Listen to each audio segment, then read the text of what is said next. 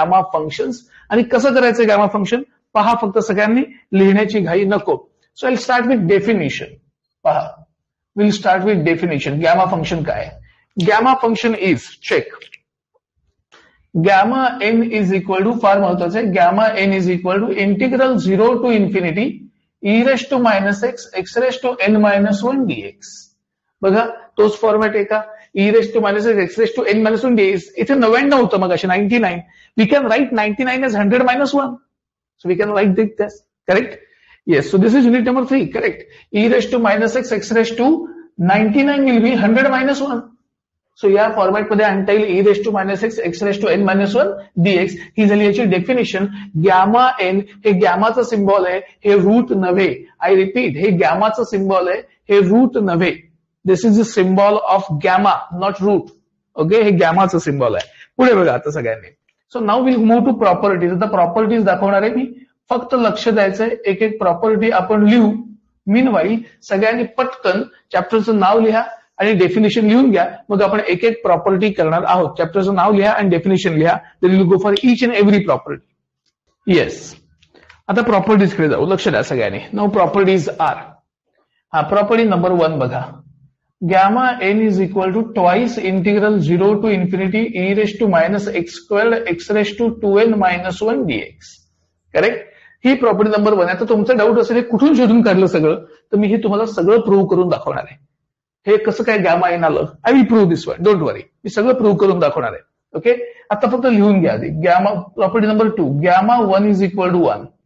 Property number 3, gamma n plus 1 is n gamma n or n factorial. याला म्हणतात reduction formula. Reduction formula for gamma functions. Number 4 बघा, gamma 0 is equal to infinity. Number 5, gamma half is equal to root pi. Okay. Number 6, gamma p into gamma 1 minus p is pi upon sin p pi. Number 7, gamma n upon k raised to n in integral 0 to infinity e raised to minus ky y raised to n minus 1 dy. I'm going to prove everything. Yes, proof तुम्हाला करण्याची गरज नाही, पण तुम्हाला कसं आलं हे माहित पाहिजे ना. ते नुसतं पाठ करणं अवघड जाईल तुम्हाला, प्रूफ माहित नसेल तर. So I will prove everything. मी तुम्हाला प्रूव्ह करून दाखवणार आहे, पण तुम्ही काय करताय तुम्हाला माहित पाहिजे. त्याच्यानंतर आहे बघा, Next is n gamma n is equal to integral 0 to infinity e raised to minus y raised to 1 upon n dy. And number 10, gamma n is equal to integral 0 to 1 log of 1 by y raised to n minus 1 dy or integral 0 to 1 minus log y raised to n minus 1 dy. This is going to be the 9th property. Okay, gamma n and gamma n, 8th and 9th. Yes, quickly write this. Then we'll prepare a box containing some substitutions.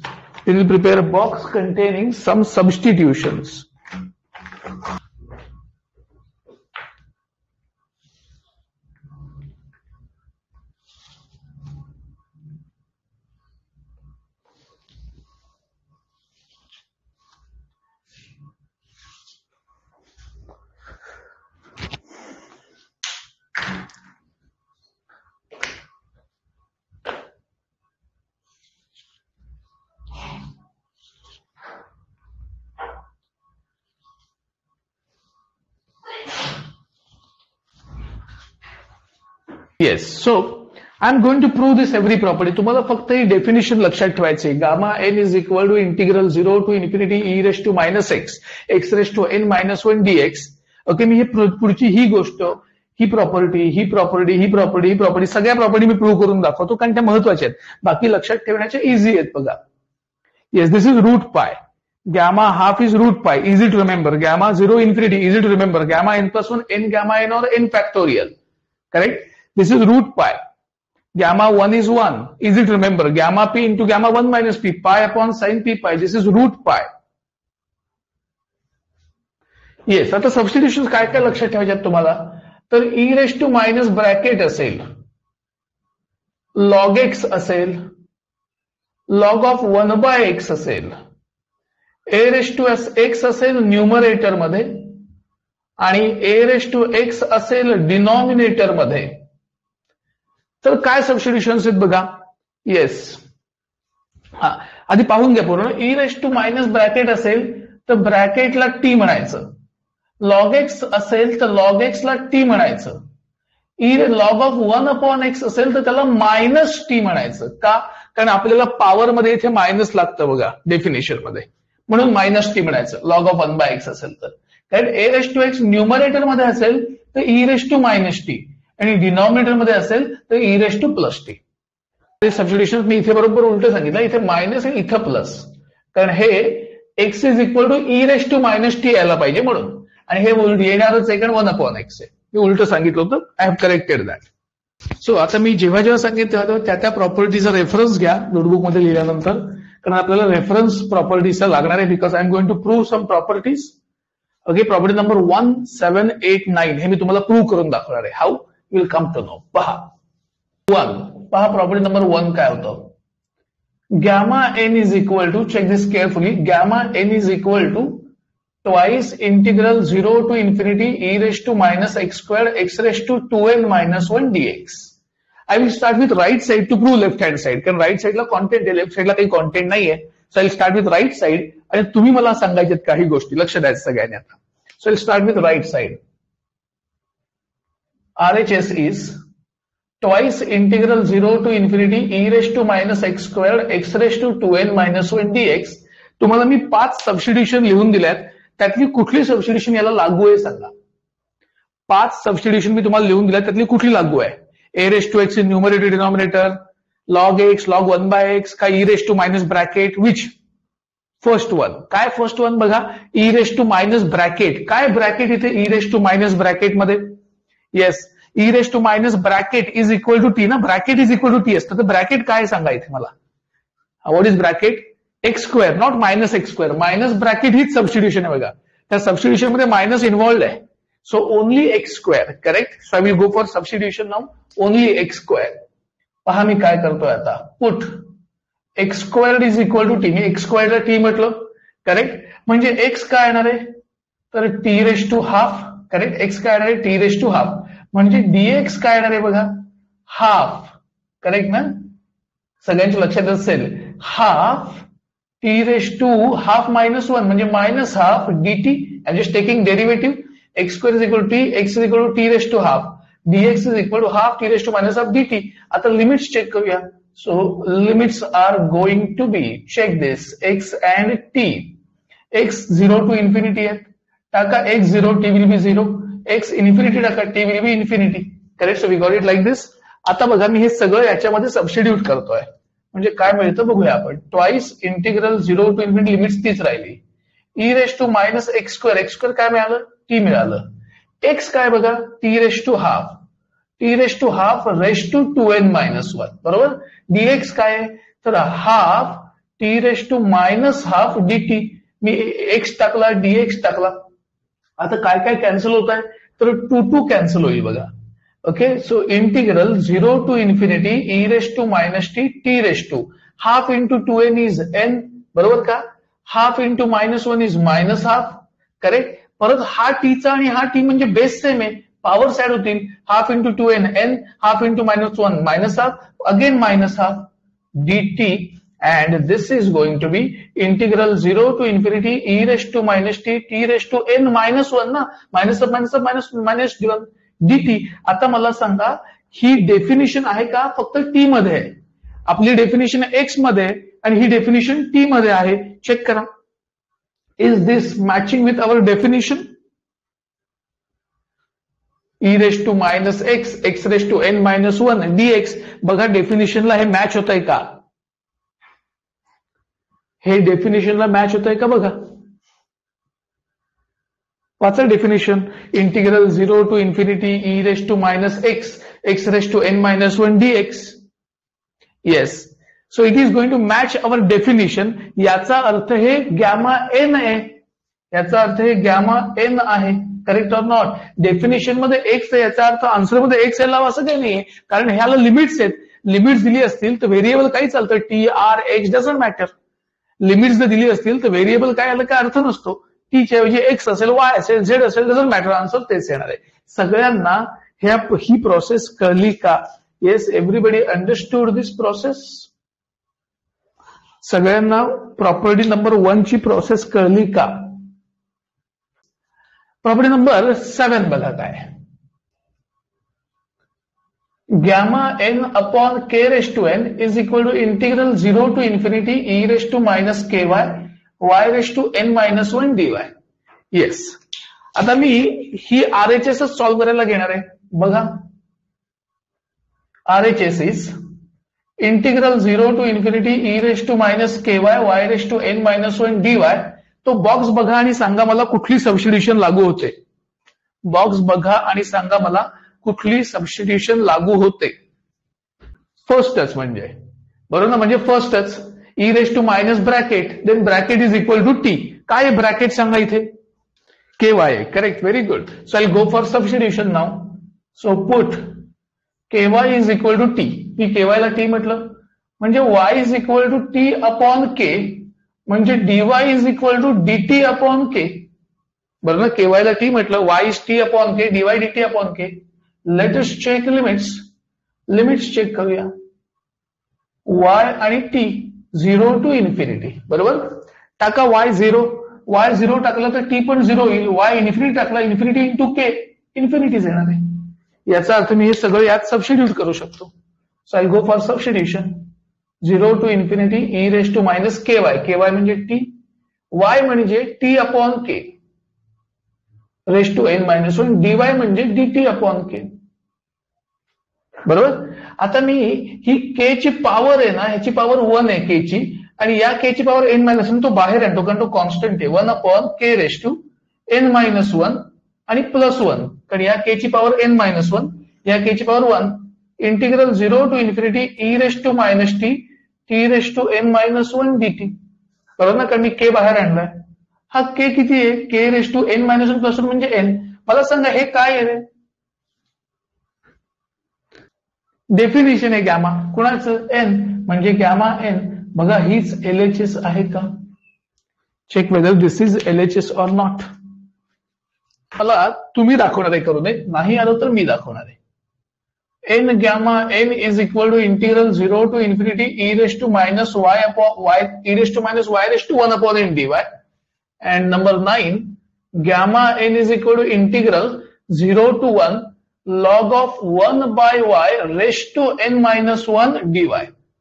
आम्हाला तुम्ही सांगा आता, आम्हाला तुम्ही सांगा number 8 मध्ये कुठली substitution वापरणार? नंबर 8 मध्ये कुठली सबस्टिट्यूशन वापरणार आहात? ठीक आहे, येस, चलो करूया आपण लगेच. So RHS is 0 to infinity e raised to minus y raised to 1 upon n dy, and we know we are going to use the power substitution y raised to 1 upon n, e raised to minus bracket. So put y raised to 1 upon n is equal to t.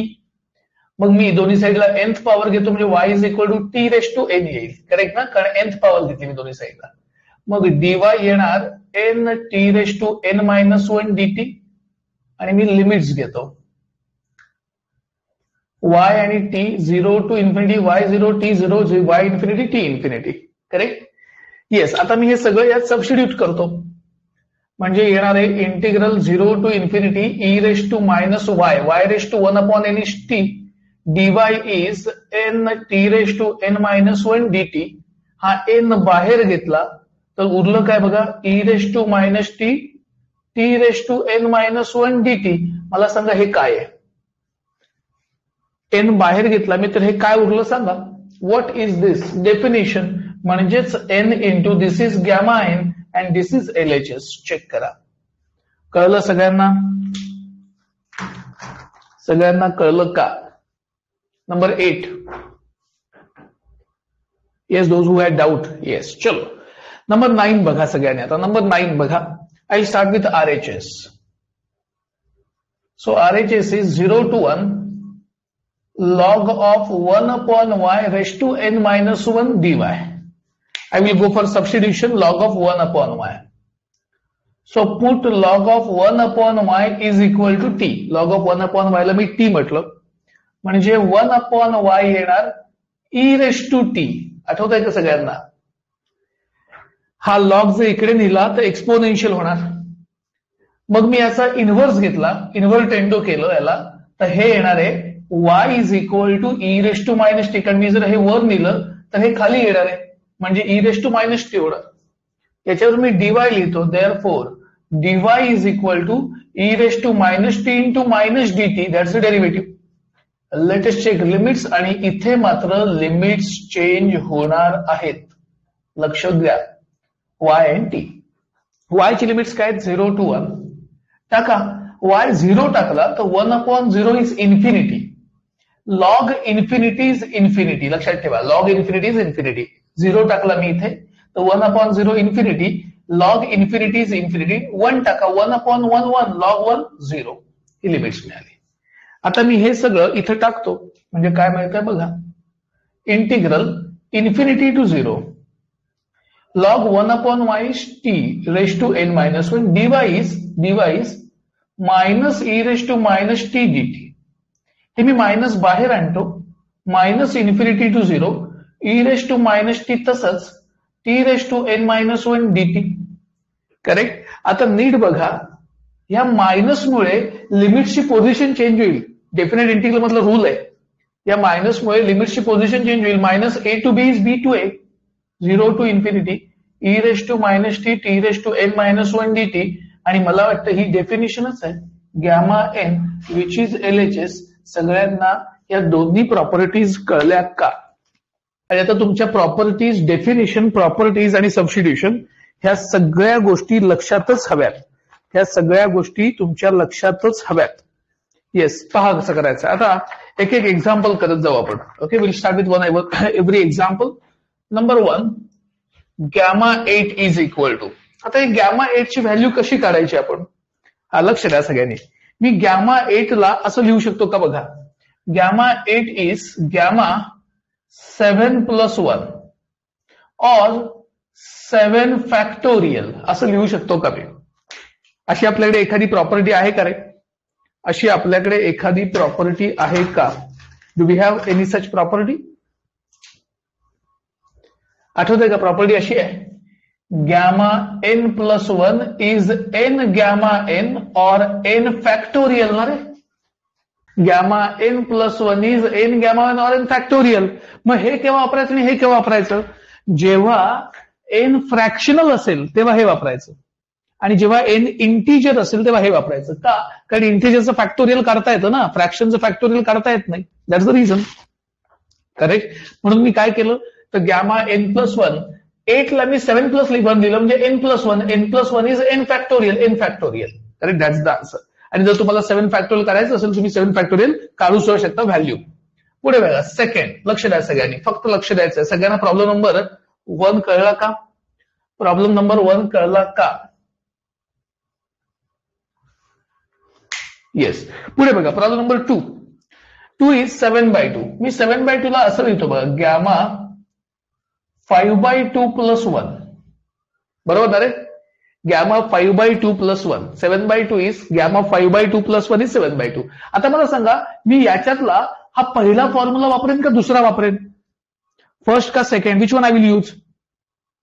First or second? First. Correct, because it's a fraction. So first one. काय first one आहे? n gamma n. n किती आहे? 5/2. मी याला असं लिहू का? 5/2 gamma 5/2. Correct. मग आता हे 5/2 n gamma n, n plus 1 is n gamma n, हे 5/2 तसंच ठेवतो. या गॅमा 5/2 ला मी 3/2 प्लस 1 लिहितो. करेक्ट. आता मी हे 5/2 तसंच लिहिणार आहे. परत gamma n plus 1, n gamma n, म्हणजे येणार 3/2 गॅमा 3/2.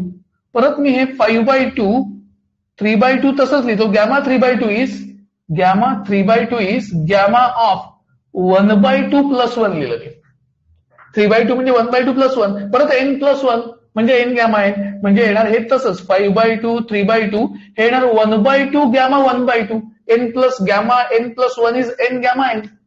हे 5 जर 15/8 आणि गॅमा 1/2 इज √π. सगळ्यांना कळलं का? कसं करत गेलो मी ऍडजस्टमेंट. मग सगळ्यात महत्वाची गोष्ट तुम्हाला मी सांगतो, तुम्हाला हे सगळं करत बसण्याची सुद्धा गरज नाही. कसं करायचं, तर या स्टेपवरून डायरेक्ट ही स्टेप लिहिता येते. या स्टेपवरून डायरेक्ट ही स्टेप लिहिता येते. कशी लिहिता येते, तर या स्टेपमध्ये गॅमा 7/2 आहे ना, 7/2 असेल ना, तर एक एकने रिड्यूस करा. 7/2 मधून 1 मायनस करा 5/2, परत 1 मायनस करा 3/2, परत 1 मायनस करा 1/2 आणि गॅमा 1/2. गॅमा 1/2 म्हणजे रूट पाय. एक एक सबट्रॅक्ट करत जायचं. 1 सबट्रॅक्ट करायचा. 7/2 मायनस 1, इकडे 1 ऍड करतो ना आपण, म्हणून इकडे 1 सबट्रॅक्ट करायचा. फॉर एक्झाम्पल, समजा माझ्याकडे सम असा असेल, मी अजून एक सम दाखवतो तुम्हाला. Number 3, correct, gamma 9/2. तर हे कसं लिहायचं, तर डायरेक्ट उत्तर लिहायचं. गॅमा 9/2 आहे. कसं, एक ने सबट्रॅक्ट करायचं. 7/2, 5/2, 3/2, 1/2, root 5. Finish, that's the answer. सगळ्यांना कळलं का एक्झाम्पल नंबर 3? येस. चलो नंबर 4 बघा. आता एक्झाम्पल नंबर 4 फक्त लक्ष द्यायचं आहे. ह्याला मी 3 म्हणतच नाही, ह्याला मी 2A म्हणतो, कारण तेच एक्झाम्पल परत आहे. येस, 3 बघा. आता gamma 1/4 into gamma 3/4. Gamma 1/4 into gamma 3/4. पहा कसं करायचं. Gamma 1/4 into gamma 3/4. कॉन्सन्ट्रेट. मी असं लिहितोय बघा. गॅमा 1/4, गॅमा 3/4 ला मी 1 मायनस 1/4 लिहू का? 3/4 म्हणजे 1 minus 1/4. Correct? Yes Samruddhi, very good. 6th property, gamma p into gamma 1 minus p is pi upon sine P pi. Pi upon sine P पाय म्हणजेच काय येणार आहे, तर this is going to be pi upon sine P pi. P म्हणजे किती? 1/4. 1/4 पाय म्हणजेच काय, तर पाय अपॉन साइन π/4. साइन π/4 म्हणजे किती, तर 1 अपॉन रूट 2. तो 1 न्या, म्हणजे आलं root 2 into pi. That's the answer. सगळ्यांना प्रॉपर्टी नंबर 6 सुद्धा कळली का? तर सगळ्यांनी काय महत्वाचं काम करायचंय, तर याच्या डेफिनिशन आणि प्रॉपर्टीज तोंड पाठ पाहिजेत, नाही तर एकही एमसीक्यू जमणार नाही. सो तुमचा होमवर्क आहे की तुम्ही काय करायचं, याच्यात प्रॉपर्टी अँड डेफिनेशन 9 प्रॉपर्टीज आहेत, 1 डेफिनेशन आहे, अशा 10 गोष्टी आहेत. ह्या 10 गोष्टी आणि खाली 5 सबस्टिट्यूशन, अशा 15 गोष्टी आहेत. ह्या तुम्ही 5 वेळा लिहायच्या एकाच पेजवरती, तेव्हा ते लक्षात राहील. लक्षात राहणार नाही. मी परत सांगतोय, डेफिनेशन प्रॉपर्टी पाठ नसेल तर एकही एमसीक्यू करता येणार नाही. तर डेफिनेशन 9 प्रॉपर्टीज आणि 5 डेफिनेशन, 9 प्रॉपर्टीज आणि 5 सबस्टिट्यूशन्स, ह्या सगळ्यांनी 5 वेळा लिहायच्या एका पेजवरती आणि त्या पेजचा फोटो टाकायचा चॅट बॉक्समध्ये. ओके, 5 वेळा कमीत कमी लिहायचे, नाही तर हे लक्षात राहणार नाही. माझा जुना अनुभव असा आहे की कन्फ्युजनच होतं याच्यामध्ये लक्षात राहण्याच्या ऐवजी. मी शिकवत असताना कळेल, प्रॉपर्टी समोर बघून लिहिता येईल, पण न बघता आठवणार नाही. सो 5 वेळा एका पेजवर लिहायचं 15 गोष्टी, जे 75 टाइम्स होईल. करेक्ट? 5 वेळा लिहायच्या ह्या गोष्टी आणि सबमिट करायच्या चॅटमध्ये. येस, चलो will conclude this session. Thank you very much and have a great day ahead. Thank you all.